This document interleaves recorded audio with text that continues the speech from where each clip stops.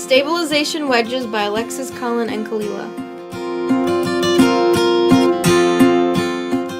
Efficiency transport. One way to cut carbon emissions is by increasing transport efficiency. This can be done by doubling fuel efficiency from 30 mpg to 60 mpg. This wedge results in spending less money on gas. Decreasing carbon emissions from trucks and planes can help with this wedge.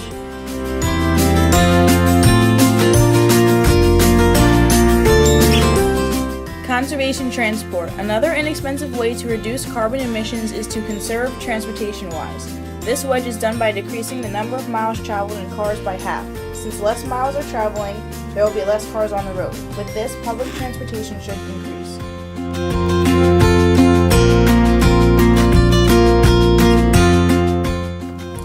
Fuel switching electricity is done by replacing coal-burning electric plants with natural gas plants. Because of the lower carbon content of natural gases and higher efficiencies of natural gas plants, producing electricity with natural gas results in half the emissions of coal. And it results in less pollution, and using natural gas is inexpensive. Although a disadvantage is the natural gas is hard to find.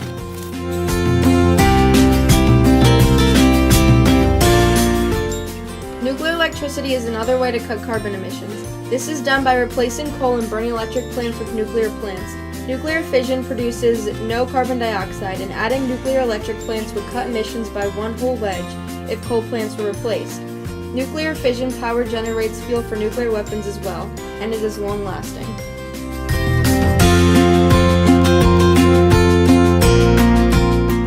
Solar electricity is a great wedge due to the fact that it's powered off of sunlight and it's CO2 free. This is our most expensive wedge, but over time it pays itself off when you don't have to pay for an electric bill. This method for powering buildings and houses is growing more and more popular, giving this wedge high potential.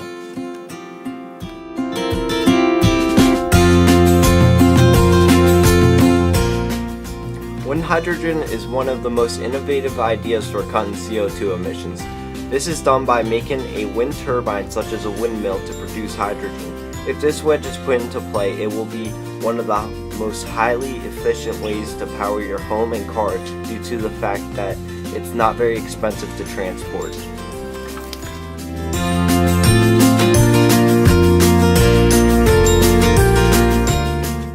Biofuels is one of the most basic wedges we have. All you're doing for this is powering your car with fuel made from living organisms, organic products, or waste products instead of using petroleum-based fuel. This is a great proposition, but it will take a lot of work to put into play.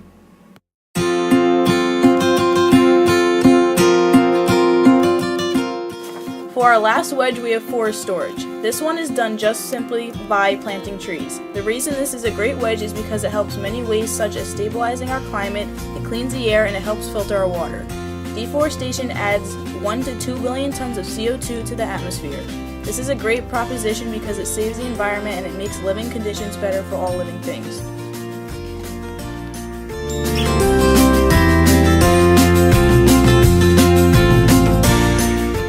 Taxpayers and consumers would most likely give our triangle a 3 because it would cost them a lot of money in the beginning but pay off in the long run. Energy companies would give our ideas a 2 because they would have to spend large amounts of money changing their plants. Environmental groups would give us a 5 because we're generating ideas to reduce carbon emissions, which is decreasing the rate of global warming. Manufacturers would probably give us a 2 because they would be forced to alter their products and services to fit our ideas. Industrialized country governments would rate our triangle a 3 because they depend on oil trade and they would be losing money.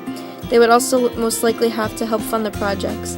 Developing country governments would give our wedge ideas a 2 as well, because they lack oil and petroleum and would have to rebuild their economies.